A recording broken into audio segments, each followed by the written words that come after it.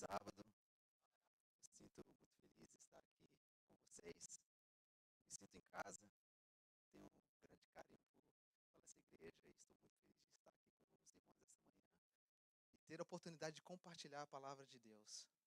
Nós temos feito uma caminhada juntos. Acredito que tanto lá em Denver como aqui em Waterbury, o Senhor tem guiado o pastor para caminharmos em séries. E mês passado aprendemos sobre o quê? Qual foi o tema no mês passado? Missão. E qual que é a missão da nossa igreja? Qual que é a missão da nossa igreja? Vamos resumir em pequenas palavras. Qual é a missão da nossa igreja? As 3 mensagens angélicas. As 3 mensagens angélicas foram escolhidas e determinadas para esse povo. Me faz lembrar de um texto que se encontra no livro Testemunhos para a Igreja, que o título do capítulo é Chamados para ser Testemunhas. Capítulo 1, é o capítulo 2. No primeiro parágrafo diz o seguinte: em sentido especial foram os adventistas do 7º dia postos no mundo como vigias e portadores de luz. A eles foi confiada a última mensagem de advertência ao mundo a perecer. Sobre eles incidiu a maravilhosa luz da palavra de Deus. Foram incumbidos de uma obra de mais solene importância, a proclamação da primeira, segunda e terceira mensagem angélica. Nenhuma obra há de tão grande importância. Não devem eles permitir que nenhuma outra coisa lhes observa a atenção. Essa é a nossa missão. E olhando para o mundo lá fora, recentemente, nas últimas semanas, podemos dizer, nos últimos meses, se vocês têm ouvido e estado atento para os acontecimentos no mundo, elas têm se tornado cada vez mais verdadeiras, têm se tornado cada vez mais realidade. Nós temos ouvido falar de guerras e rumores de guerras, fome, desastres. E recentemente uma notícia que tem percorrido toda a mídia, talvez alguns de vocês tenham ouvido também, de tais obras tão pesadas e satânicas têm ocorrido no mundo, no qual a gente pensava que só acontecia na época de Israel. Muitas vezes lemos ali no livro dos reis, aonde os pagãos e até mesmo os filhos de Deus, algumas vezes traziam seus filhos e ofereciam em sacrifício a deuses pagãos. Pensávamos, nossa, que horrível isso. E só imaginar que isso tem acontecido aos nossos dias. Pessoas têm feito tais obras. É de se estremecer. Quando abrimos a palavra de Deus, vemos que este mundo realmente não tem nada de bom para oferecer. Vá comigo na sua Bíblia, no livro de Apocalipse, no capítulo 18. Apocalipse 14, de versos de 6 a 11, nós encontramos as 3 mensagens angélicas, onde é a nossa missão. Mas Apocalipse 18, ali conta a história de um 4º anjo. E ele vem e repete a obra desses 3 primeiros. Ele vem com grande força, se une aos 3. Ele declara algo, e eu gostaria de compartilhar com vocês nessa manhã ao entrarmos no nosso estudo. E você está abrindo as suas Bíblias para o livro de Apocalipse, no capítulo 18. Convido também a curvar as suas frontes para pedirmos a bênção de Deus ao lermos a tua palavra nesta manhã. Querido Pai que estás nos céus, a tua palavra vai ser aberta neste momento. E nos minutos que se prossegue, pedimos que o seu Espírito realmente possa estar aqui presente falando aos teus filhos. Que não sejam palavras minhas, mas que as palavras aqui expostas possam vir do templo, do santo templo que estás nos céus. Que os teus filhos possam receber essa palavra, que os corações possam estar férteis para produzirem frutos, para a honra e glória do teu santo nome. Nos dê o entendimento, pedimos essas bênçãos em nome do teu filho Jesus. Amém. Apocalipse 18, no verso 1, diz: e depois dessas coisas vi descer do céu outro anjo, que tinha grande poder, e a terra foi iluminada com a sua glória. E clamou fortemente com grande voz, dizendo: caiu, caiu a grande Babilônia, e se tornou morada de demônios, e covil de todo espírito imundo, e esconderijo de toda a ave imunda e odiável, porque todas as nações beberam do vinho da ira da sua fornicação. Se nós deixarmos isso para um outro dia, mas entendemos que Babilônia aqui se descreve a um poder que tem dominado o mundo. Babilônia é a grande cidade dividida em 3 partes: a besta, o dragão e o falso profeta. A besta, nós sabemos que representa a organização ou a instituição que tem se recebido o nome de Igreja Católica. Se você estuda a história, nós podemos ver que essa igreja foi fundada e ali, por anos, ela tem empenhado o papel que a Bíblia descreve como a besta do Apocalipse. E nós precisamos aqui chamar que as pessoas saiam dela. O livro de Apocalipse também fala sobre o dragão. O dragão é um poder político aonde todos os reis deste mundo estão por trás. Aonde aqueles que têm dinheiro e poder controlam as coisas desse mundo. E muitos estão ali engajados com desejos de terem poderes e serem alguma pessoa do mundo. Também recebemos a mensagem de chamar que as pessoas saiam, porque ali esse poder também é passageiro. E também a palavra de Deus, Apocalipse, diz que há o falso profeta. O falso profeta é o que tem mais enganado muitas pessoas. Infelizmente, ele tem entrado sorrateiramente pelas igrejas, dizendo um evangelho que é contrário ao evangelho de Cristo. A Bíblia diz que todos esses 3 poderes têm praticado coisas, se tornou moradas de demônios e covis de espíritos imundos e esconderijo de toda ave imunda. Se você não ouviu, ou não ficou sabendo, ou se já ficou sabendo, nessa última semana, a bomba que estourou de um senhor que tinha praticado coisas horríveis. E ali havia uma lista de pessoas, e quando você começa a ver quem estava envolvido nesses atos terríveis, que até sacrifício humano e canibalismo era praticado, nós vemos os reis deste mundo, nós vemos os mercadores, os poderosos e, infelizmente, até mesmo igrejas, bancos de igrejas envolvidos. A palavra de Deus tem se cumprido, irmãos, diante dos nossos olhos. Espero que estejamos acordados para os eventos que estão acontecendo. Cristo, ele proclama as 3 mensagens angélicas, como se diz no Apocalipse 14:6, o evangelho eterno, e ele dá uma forma diferente. Vá comigo no livro de Mateus, no capítulo 24. Mateus, capítulo 24. Depois dele decorrer toda a história dos últimos dias, e os discípulos têm perguntado para ele o que acontecerá antes do fim do mundo, ele conta em Mateus 24.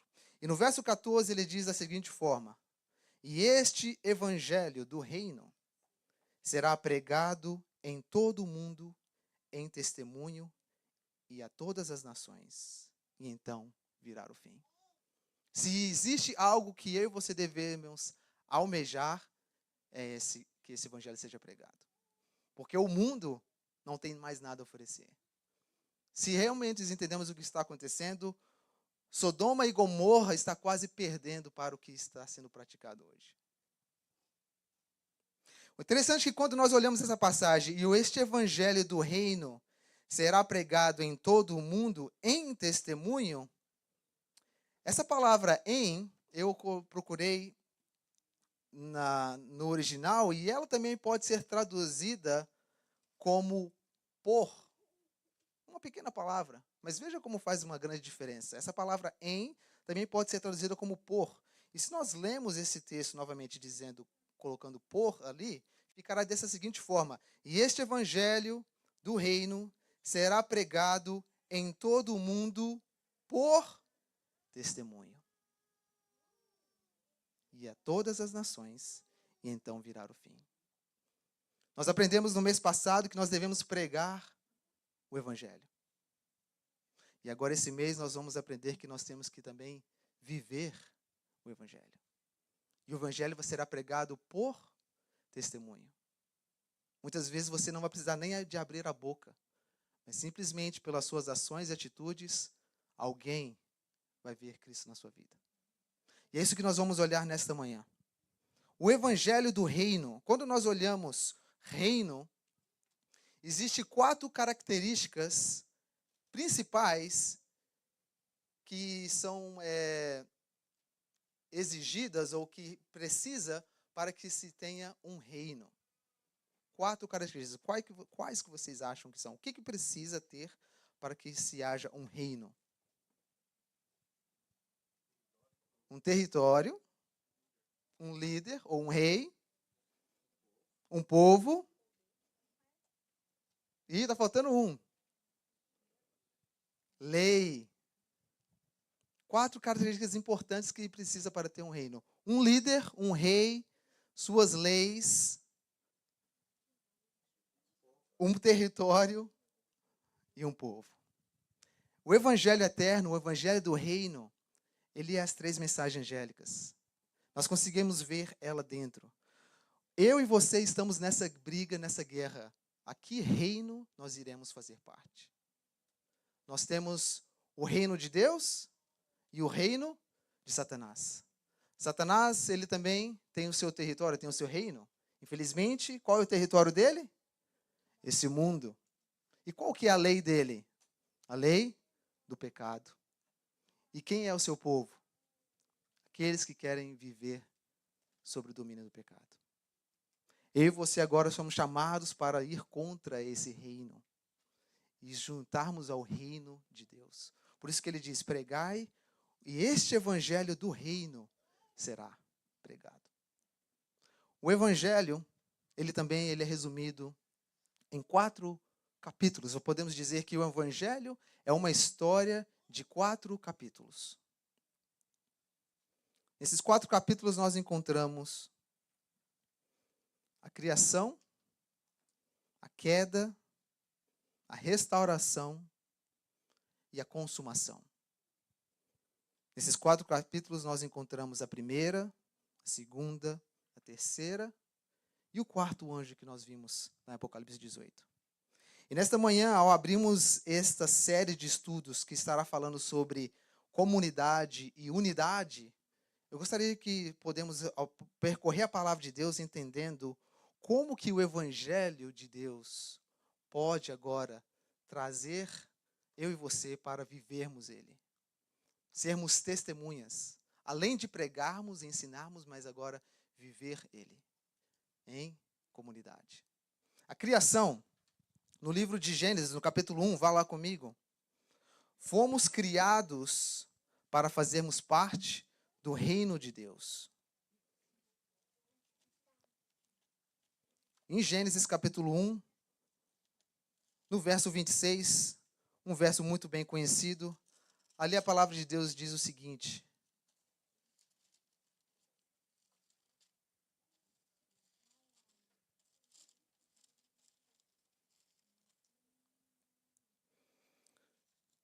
Gênesis 1, 26. E disse Deus, façamos o homem à nossa imagem, conforme a nossa semelhança. E domine sobre os peixes do mar, e sobre as aves do céu, e sobre o gado, e sobre a terra, e sobre todo o réptil que se move sobre a terra. Verso 27. E criou Deus homem à sua imagem, a imagem de Deus, e o criou o quê? Homem e mulher os criou. Quando nós vemos aqui na palavra de Deus, quando Deus diz que ele vem para criar o ser humano, o que ele diz? O quê? Façamos. Ou não? Vou fazer. No plural, façamos o homem. Deus é um reino. Deus é uma comunidade. Em Deus nós encontramos o quê? A divindade, o Pai, o Filho e o Espírito Santo. E ele cria um homem à sua imagem, homem e mulher, que foram feitos para fazer o quê? Gerar uma comunidade, uma família.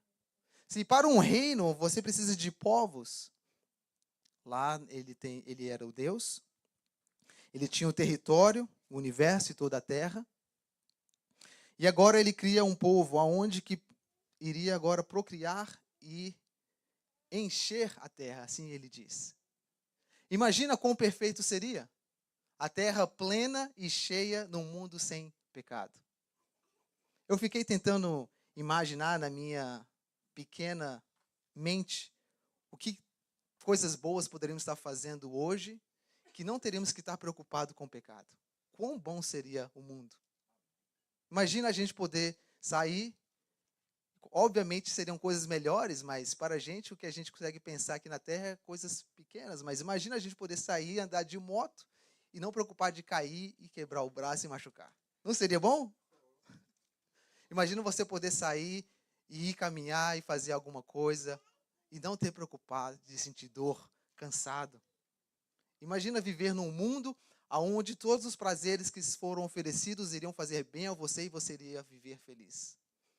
Se nós começarmos a imaginar o que fazemos hoje, se sem um mundo de pecado, imagina melhor, se fosse melhor, imagina o que Deus tem preparado para eu e você.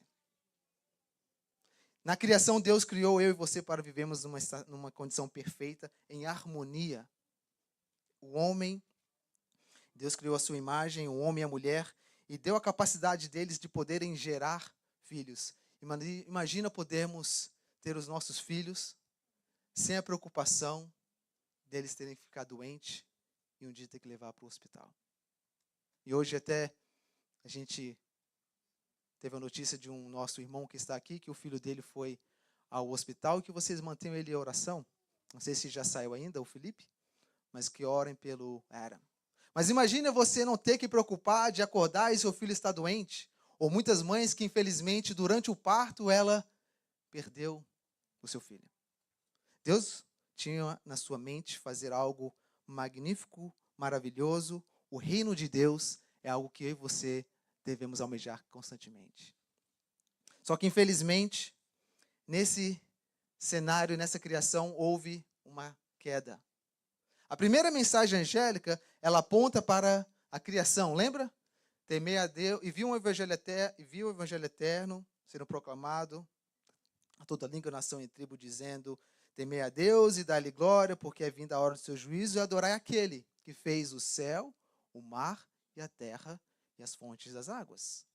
A primeira mensagem nos leva ao Criador, nos leva ao propósito que Deus teve para este mundo. O propósito que Ele criou eu e você. A primeira mensagem nos deve fazer entender isso. Mas aí nós temos a segunda mensagem, lá falar sobre uma queda.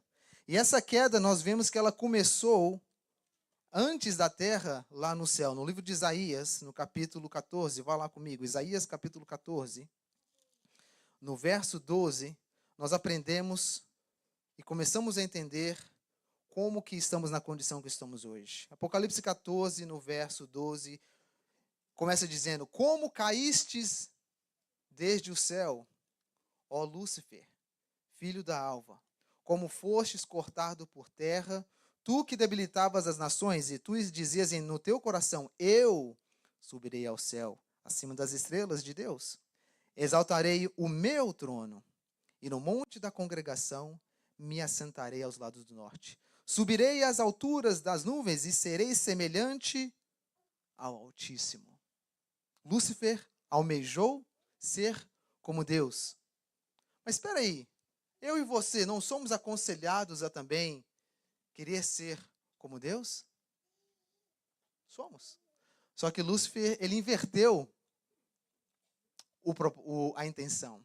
Ele quis ser como Deus em poder e glória, não em caráter. E eu e você somos chamados a ser como Deus em caráter, em propósito.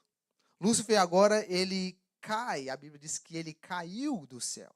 E isso é um grande mistério, nós não podemos compreender como um ser em um lugar perfeito, sem pecado, ele cai. E a história vem para a terra, e ali o casal, que vocês conhecem, no jardim, infelizmente também, experimentam da fruta que foi proibida e caem no pecado. E agora eu e você estamos vivendo agora sobre essa condição E no livro de Isaías, capítulo 59, declara agora o que aconteceu com a humanidade. Por causa do pecado, o reino de Deus não mais está como deveria ser. Isaías capítulo 59, no verso 2 diz o seguinte, verso 1 pelo contexto. Eis que a mão do Senhor não está escolhida para que não possa salvar, nem agravado o seu ouvido para que não possa ouvir, mas as vossas iniquidades fazem separação entre vós e o vosso Deus. E os vossos pecados encobrem o seu rosto de vós, para que não vos ouça. Infelizmente, irmãos, o pecado agora nos separa dessa comunidade. O pecado nos separa do reino de Deus. Eu e você agora não fazemos parte do reino de Deus por criação ou por vontade própria. Nós agora fazemos parte do reino do pecado. Somos separados. No livro de Provérbios, capítulo 16, diz o seguinte sobre a condição do pecado. Provérbios, capítulo 16. Por que o pecado nos separa de Deus? Provérbios, capítulo 16, no verso 18, nos ajuda a entender como que foi a queda de Lúcifer, a queda de Adão e Eva e a nossa queda constante. Provérbios 16, 18 diz o seguinte: a soberba precede a ruína e a altivez, e do espírito precede a queda. O pecado nada mais, nada é, se resumirmos, o orgulho e a soberba, porque ninguém peca para satisfazer a vontade do próximo, do outro. Todos nós, como engajamos no pecado, é para satisfazer o nosso eu. Não foi assim que aconteceu com Lúcifer? Eu subirei às alturas, eu exaltarei o meu trono. E o pecado nada mais, nada é quando nós lutamos com o nosso eu. Isso nos separa de Deus. Por quê? Porque quando olhamos para a divindade, nós vemos completamente o oposto. Nós temos Deus, Jesus e o Espírito Santo. E quando você estuda e percorre a palavra de Deus, você vê que Jesus, quando ele veio à Terra, quem que ele exaltava mais do que qualquer outra pessoa? O Pai. E ele exaltava o Pai. E quem que ele dizia que exaltava ele? Quem exaltava Jesus? O Pai exaltava Jesus. E Jesus exaltava também a quem? O Espírito Santo. E quem exalta o Espírito Santo é Jesus e o Pai. E o Espírito Santo exalta Jesus e o Pai. E assim, um ao outro, exalta e eleva a outra pessoa. Nenhum deles exalta a si mesmo. E essa comunidade, esse governo, esse reino, nos mostra que eu e você temos essa dificuldade. E agora o Evangelho vem para ensinar que nós caímos desse propósito e nós lutamos com isso e nós vemos isso no nosso dia a dia, no nosso trabalho, no nosso lar, porque nós estamos constantemente lutando com fazer a vontade de quem? Minha. Você acorda de manhã, você pensa o que você vai fazer para quem? Para você. Você vai para o trabalho, você pensa o que vai preocupar a você. Você está na rua, você está preocupado com você, e assim vai o dia a dia. E nós somos sempre preocupados com o que eu preciso, o que eu tenho que fazer. E é uma luta você agora sair dessa zona, e você sabe quando você agora tem que dar um passo, espera aí, eu tenho que preocupar com o outro, tenho que preocupar com o meu irmão, com minha filha, com minha esposa, e assim, isso não é natural de nós. Isso precisa ser um poder divino para nos fazer essa decisão. No livro de Oséias, no capítulo 14, sabendo a condição que nós estamos, que caímos do propósito original, o livro de Oséias nos ajuda a entender como que podemos agora voltar, e Deus tem planejado a trazer de volta o reino de Deus. Em Oséias capítulo 14, no verso 1. Oséias 14, no verso 1 diz: Converte-te, ó Israel, ao Senhor teu Deus, porque pelos teus pecados tens o quê? Caído. Tomai convosco palavras e convertei-vos ao Senhor. Diz ele, tira toda a iniquidade e aceita o que é bom. E oferecemos como novilhos os sacrifícios dos nossos lábios. Para que eu e você possamos sermos restaurados agora, nós precisamos converter. E é muito interessante que quando nós olhamos aqui que diz que pelos nossos pecados temos caído e ele pede para nos converter, quando lá no livro de Apocalipse Deus fala da besta, que é chamada na segunda mensagem angélica de Babilônia, que tem caído, e dado o seu vinho a todas as nações, no livro de Apocalipse nós vimos que Deus dá um tempo para que ela se converta. Deus deu um tempo para que ela se converta. Quanto tempo Deus deu? Lá ele diz que ele deu 1260 anos para que ela pudesse se converter, e ela não se converteu. Deus, ele também dá a sua nação, quando ele vem na terra, para que eles se convertam e aceitem o Messias, e ele dá 490 anos para que eles pudessem se converter e aceitar o Messias. Infelizmente, eles rejeitaram. Deus sempre dá tempo para eu e você nos converter. E ele tem dado tempo agora para eu e você. E nós estamos vivendo sob o tempo da graça. E ele tem mostrado, pouco a pouco, que esse tempo está para terminar. E eu e você precisamos tomar uma decisão, irmãos. Será que vamos continuar caindo? Ou vamos segurar na mão de Deus e deixar Ele nos levantar? Porque assim é no livro de Salmos, capítulo 37, que nos diz, Salmos, capítulo 37, eu e você não precisamos viver nessa vida de constante queda do pecado. No livro de Salmos, no capítulo 37, no verso 23, ele disse o seguinte: os passos de um homem bom são confirmados pelo Senhor e deleita-se no seu caminho, ainda que caia, não ficará prostrado, pois o Senhor, o quê? O sustenta com sua mão. Tem você segurado na mão de Deus? Tem você buscado a mão de Deus? Se você está caído, busque a mão de Deus. Se você está tropeçando, vê se você não está largando a mão de Deus. Porque se você estiver segurando a mão de Deus, Ele não vai deixar você cair. Mas se você cair, Ele vai poder te levantar. O terceiro passo do Evangelho, o terceiro capítulo do Evangelho, é como eu e você somos restaurados. E isso que a terceira mensagem angélica ensina. Como eu e você somos restaurados. No livro de Salmos, no capítulo 130, nós estávamos no 37, agora vai no capítulo 130. Salmos, capítulo 130.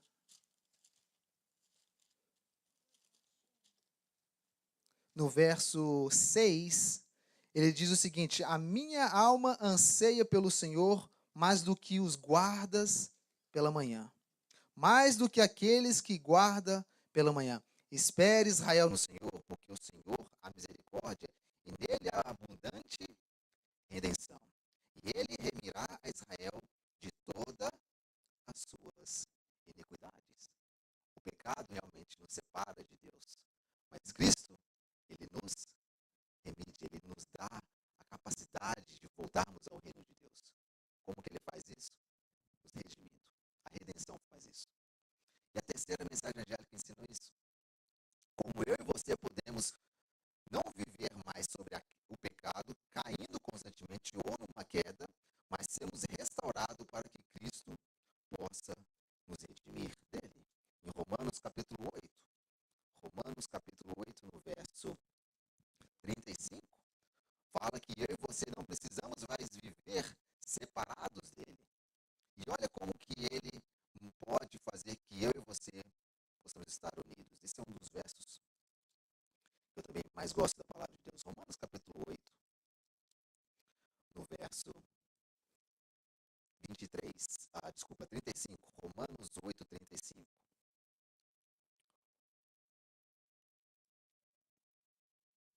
Se você acha que o pecado é difícil de ser libertado, esse texto vai mostrar para você que não é tão difícil assim. Veja, verso 35. Romanos 8, 35. Quem nos separa do amor de Cristo? A tribulação? Ou a angústia? Ou a perseguição? Ou a fome? Ou a nudez? Ou o perigo? Ou a espada? Como está escrito: por amor de ti somos entregues à morte todo dia. Somos reputados como ovelhas para o matadouro. Mas em todas essas coisas somos mais do que vencedores, por aquele que nos amou. Porque estou certo de que nem a morte, nem a vida, nem os anjos, nem os principados, nem as potestades, nem o presente, nem o porvir, nem a altura, nem a profundidade, nem alguma outra criatura nos poderá o quê? Separar do amor de Deus que está em Cristo Jesus, nosso Senhor. Que bela promessa. Nada nos pode nos separar do amor de Deus. O intento de Satanás era romper essa comunidade, que eu e você pudéssemos estar separados, mas Cristo proveu o meio que eu e você podemos estar o quê? Unidos com Ele. Como que Ele faz isso? No livro de Tito, no capítulo 2. Tito, capítulo 2. O amor de Deus. É tremendo. Se realmente entendermos o que esse amor pode fazer, constantemente pensarmos nele, a nossa vida realmente será transformada. Tito capítulo 2, no verso 13. Tito capítulo 2, no verso 13, diz o seguinte: aguardando a bem-aventurada esperança e o aparecimento da glória do grande Deus, o nosso Salvador Jesus Cristo. O qual, eu deveria ter começado a ler no verso 11. Perdão, volte comigo no verso 11. Tito 2, verso 11. Porque a graça salvadora de Deus se há manifestado a todos os homens, ensinando-nos que, renunciando à impiedade e às concupiscências mundanas, vivamos neste o quê? Presente século sóbria e justa e piamente, aguardando a bem-aventurada esperança e o aparecimento da glória do grande Deus, o nosso Salvador Jesus Cristo, o qual deu a si mesmo por nós para nos o quê? Redimir de toda a iniquidade e purificar para si um povo seu especial, zeloso de boas obras. Deus, pela sua graça, pode nos voltar ao estado original onde Ele queria que nós estivéssemos. Ele pode nos unir. Não mais precisamos viver separados por causa do pecado. Podemos viver unidos com Cristo. Ele concedeu isso, entregando a sua vida para que eu e você pudéssemos ter essa segunda chance. E ele diz, do verso aqui, 13, para purificar para si um povo especial, zeloso de boas obras. A palavra de Deus, ela nos encoraja não apenas a receber o Evangelho, mas também a viver o Evangelho. No livro de 1 Coríntios, nós recebemos a palavra de Deus, recebemos a sua graça salvadora, mas também a palavra de Deus não somente nos dá a condição de nos unirmos a Ele, mas também de permanecermos a Ele. E aí é o ponto, talvez, que mais temos dificuldade. Que nós podemos vir aqui e receber a palavra de Deus, entendermos que somos salvos pela sua graça, pedir perdão pelos nossos pecados e sairmos daqui limpos e purificados. Mas talvez não demore até chegar no carro. E já caímos, talvez. Então, como que eu e você podemos permanecermos firmes nessa graça? E isso que o terceiro anjo também nos ensina, que nós somos salvos pela graça de Cristo e Ele tem capacidade de nos mantermos salvos todos os dias. No livro de Coríntios, no capítulo 1 Coríntios, no capítulo 15, 1 Coríntios capítulo 15,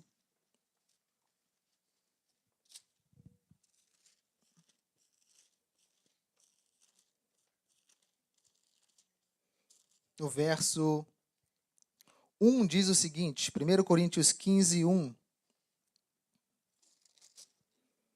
Também vos notifico, irmãos, o evangelho que já vos tenho anunciado, o qual também recebestes, é no qual também permaneceis, pelo qual também sois salvos, se retiverdes todo como vô-lo tenho anunciado, se não é que credes em vão.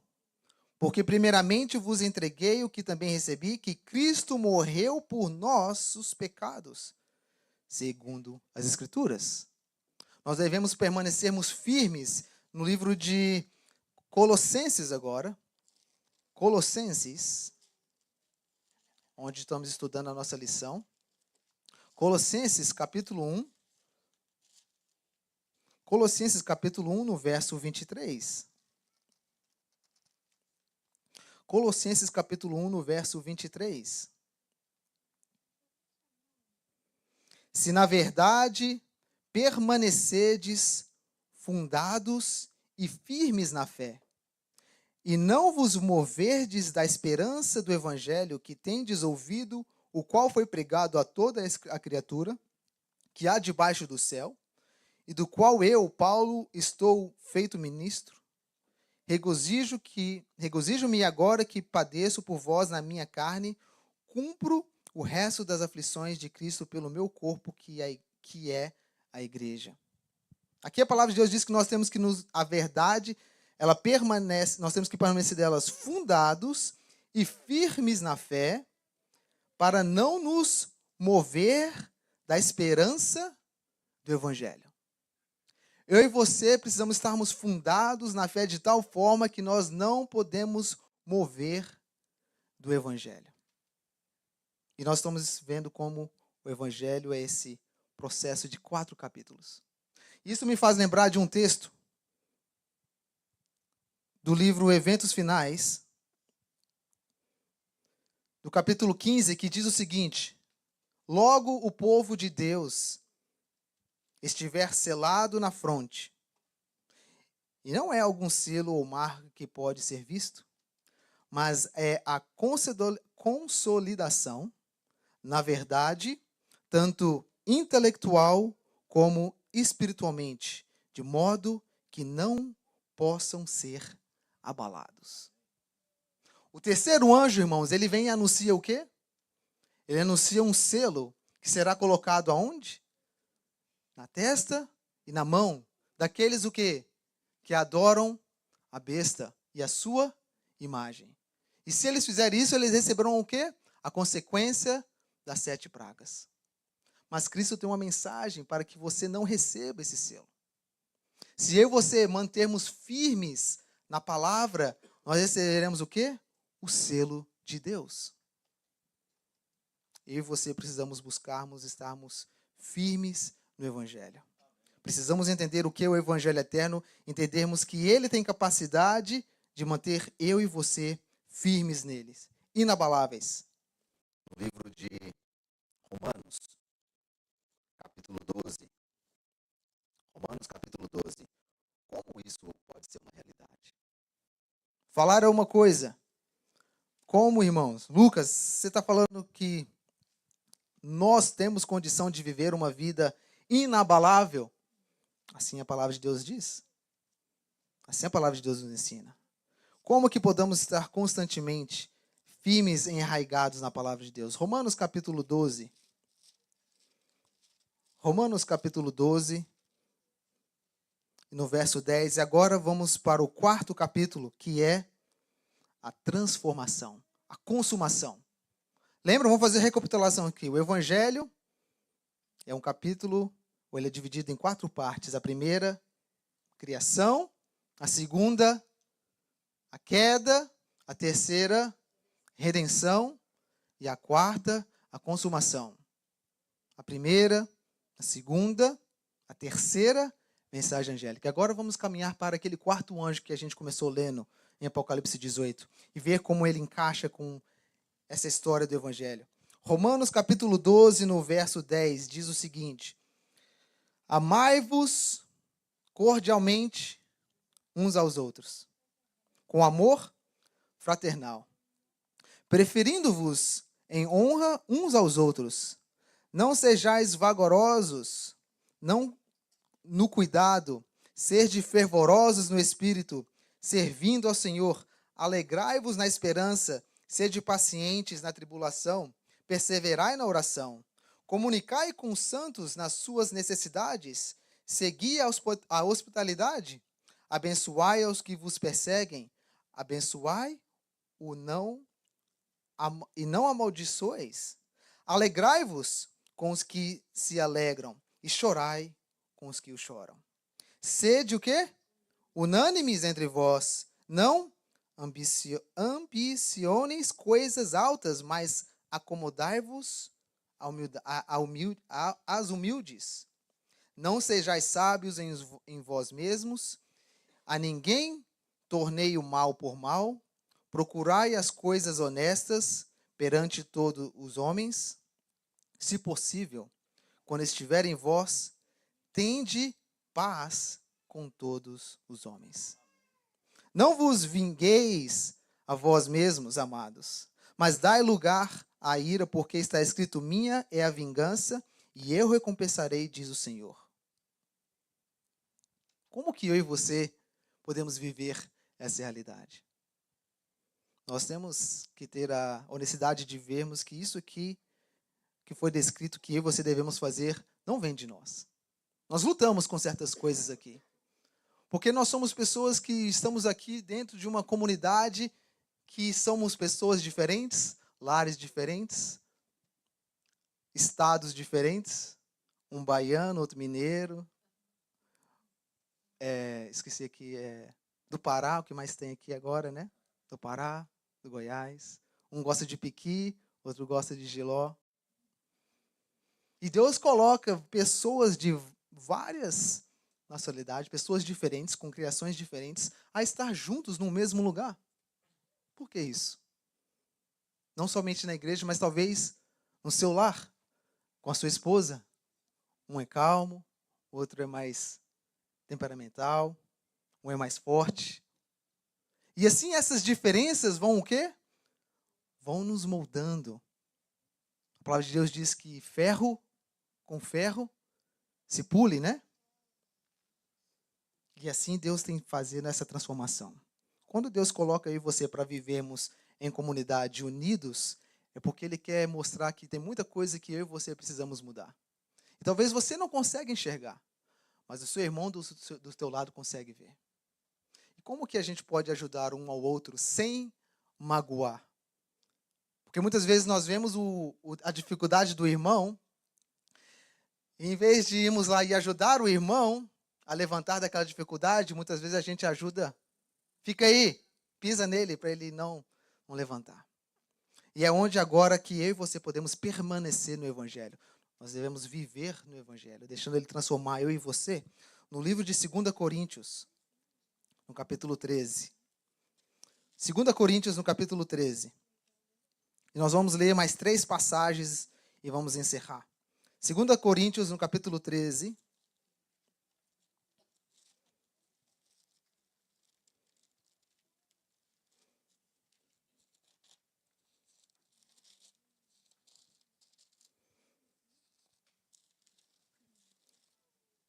Segunda Coríntios, capítulo 13, no verso 11.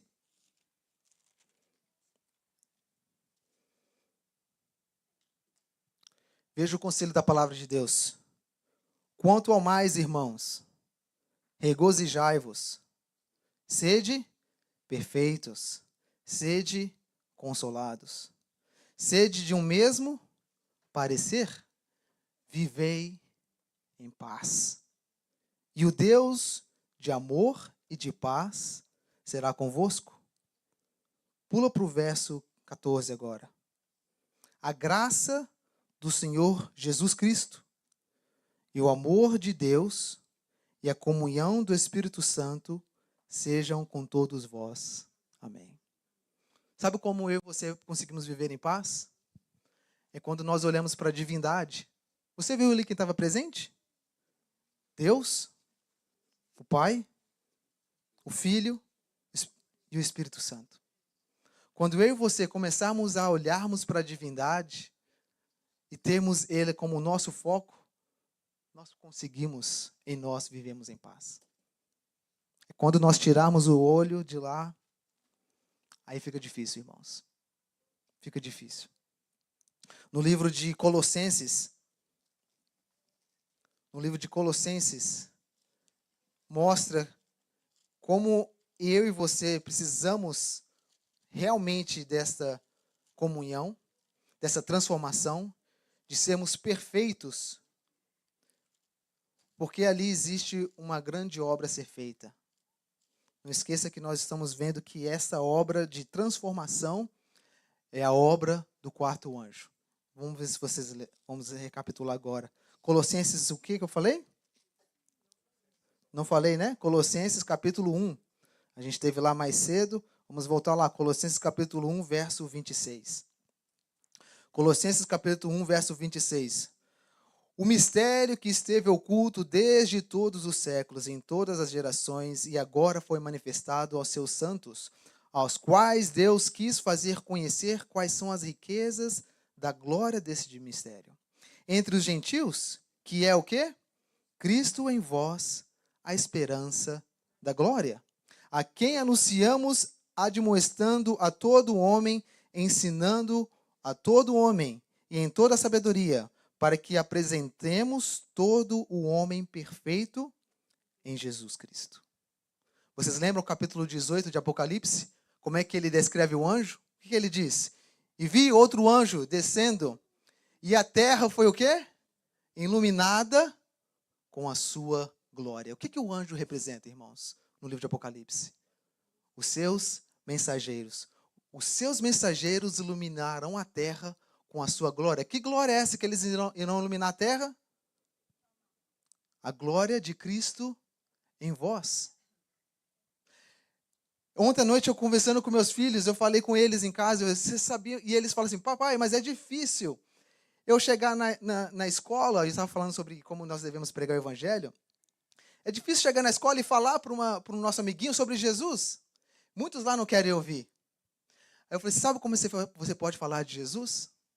É quando você estiver lá sentado no ônibus, vou até sentar aqui, eu gostei dessa cadeira, dá vontade de até pregar sentado aqui.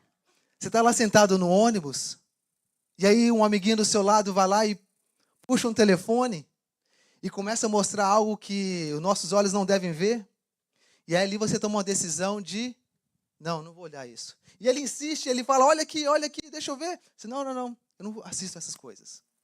E ali naquele meio, muitos vão começar a rir, fazer chacota de você. E, que é isso? Você não vê isso? Que é isso? Não tem nada a ver. E você toma uma decisão de não olhar.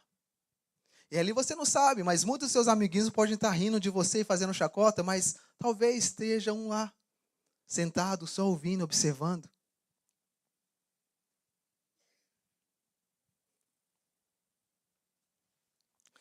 Poxa, aquele menino é diferente. Ele fez algo que eu nunca imaginaria. E naquele momento você pode ter mostrado Jesus. Muitas vezes, nós não precisamos abrir a boca. Somente uma decisão de resistir o mal.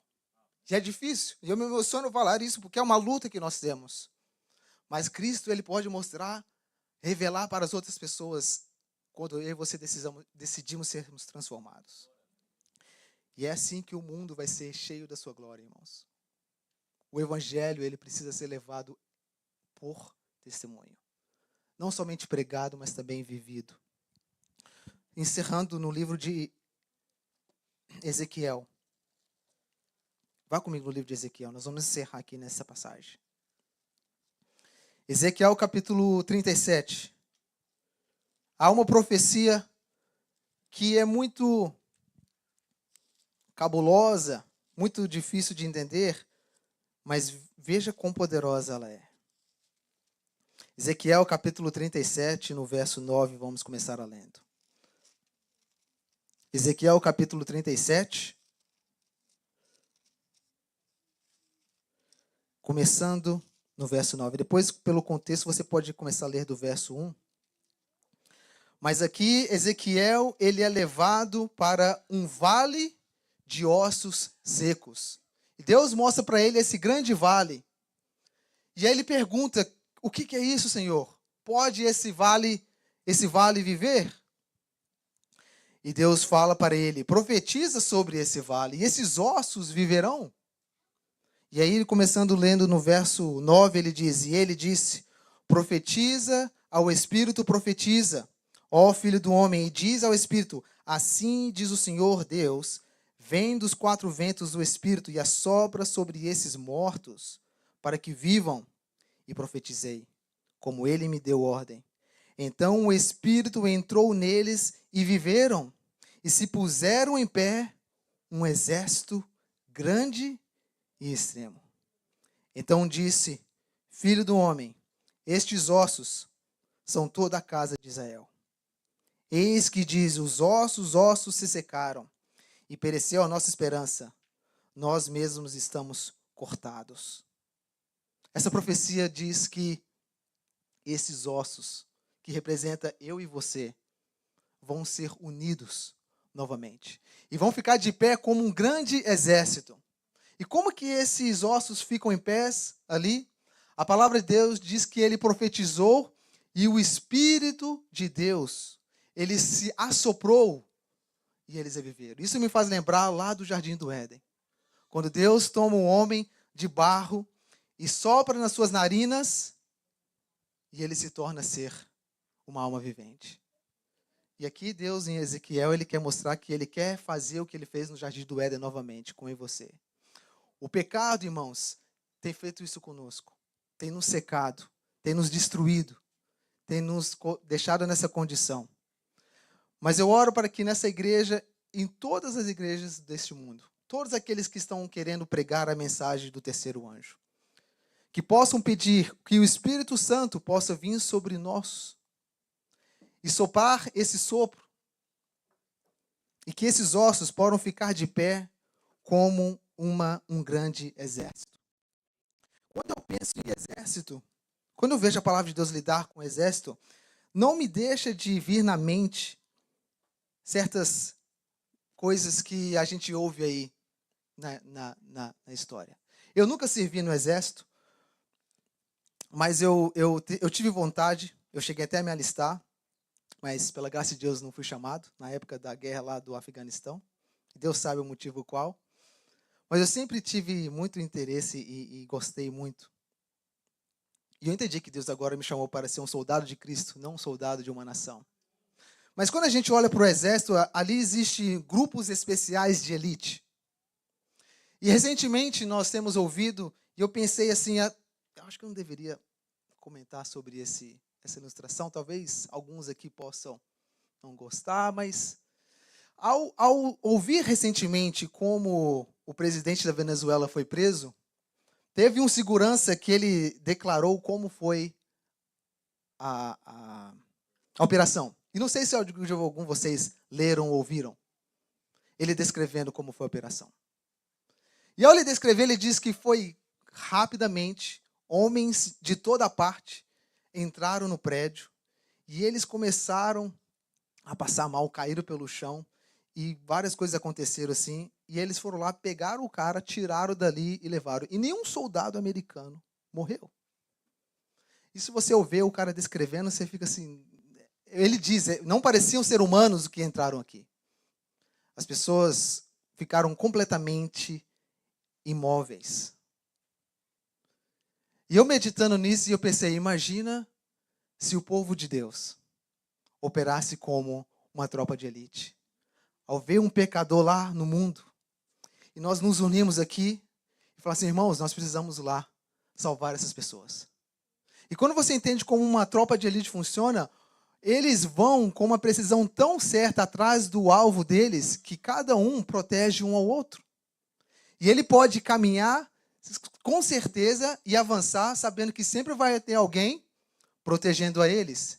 E eles entram numa precisão e vão ali, se vocês já ouviram e já viram como eles entram na favela no Brasil, e eles pegam ali quem quer que eles precisam e levam para fora daquele local e nenhum sai ferido. E algumas vezes alguns tomam uma bala ou outra, mas a mentalidade de eles estarem unidos para um objetivo é tremenda. Se você conversa com esses, eu tenho um amigo que ele participou do Marine Corps, e ele diz que quando eles chegam ali, nenhum se conhece. E ao eles entrarem nessa unidade, para o resto da vida eles se tornam irmãos. E onde quer que eles estejam, eles vão conversar, e eles sabem que ali naquele momento, quando eles têm uma missão, eles vão seguir aquela missão à risca. E quem quer que esteja do lado dele, tem que ir e voltar vivo. E eu acho que a igreja precisa ter essa mentalidade. Muitas vezes nós estamos olhando, talvez, não com a missão de buscar as pessoas lá fora, e estamos, talvez, nos prejudicando aqui dentro. Será que nós temos a condição de sairmos como uma tropa de elite para buscar e resgatar os pecadores, sabendo que os meus irmãos do lado vão estar me protegendo, unidos comigo com o mesmo objetivo? Como um exército entrando para salvar, talvez, alguma pessoa de um cativeiro? Assim nós devemos ter a missão na nossa mente. A unidade é importante por isso, irmãos. Se eu e você tivermos o mesmo propósito, tivermos caminhando unidos, essa igreja aqui vai ser pequena para o que Deus pode fazer. E eu tenho falado com o Carlos, nossa, como está cheio aqui, rapidamente vocês vão precisar de um outro templo. E que precise de um ou dois ou mais. E que encha a igreja de Waterbury, de Nagataki, Denbury e Canérica. Existem milhões de brasileiros aqui nessa região que precisam de ouvir o Evangelho. E não somente brasileiros, aqueles que Deus coloca na nossa frente. Que possamos realmente viver o Evangelho. Nós fomos criados para viver em comunidade. Deus, Ele nos remide e nos dá a condição de voltarmos a essa comunidade, ao reino de Deus. E Ele nos capacita a sermos transformados dentro dela para que possamos ser eficazes em alcançar as outros. E esse evangelho do reino será pregado em todo o mundo, em testemunho, por testemunho, em todas as nações, e então virá o fim. Convido vocês a ficarem de pé nesta manhã. E eu gostaria que vocês fechassem os seus olhos agora. Com as nossas cabeças baixas. O Senhor tem nos chamado aqui nesta manhã para que, como igreja, como um corpo, possamos receber esse chamado de estarmos unidos em Cristo, com o propósito de salvar almas. Existe diferença, sim, existe mentalidades diferentes, existe pessoas diferentes, mas se todos estivermos unidos na missão, as nossas diferenças serão deixadas de lado e o amor de Cristo nos unirá. Senhor que estás nos céus, aqui nesta manhã encontra um pouco do seu povo neste mundo, que anseia e deseja anunciar o Evangelho, mas também viver. Eu peço que o Senhor possa fazer que essa mensagem tenha acendido uma chama em nossos corações, para que possamos sair do estado de Laodiceia, que está achando que está com tudo, rico, enriquecida, mas realmente vemos que não temos nada, estamos nus e pobres. Que possamos ter a consciência de sairmos daqui e buscar aquele óleo reserva que precisamos encher as nossas vasilhas, para que quando o noivo aparecer, nós possamos entrar com ele no casamento. Que não possamos ser pegos de surpresa. Senhor, por favor, nos conceda e nos transforme. Que o Evangelho possa ser uma realidade em nossas vidas. Nos criar um novo ser. Nos mostrando que possamos ser redimidos das nossas quedas. E transformar as nossas vidas para vivermos uma vida aqui na terra. Que o reino de Deus possa ser vivido aqui e agora. E possamos também anunciá-lo. Esse é o meu desejo e a minha oração. Em nome do seu Filho Jesus. Amém.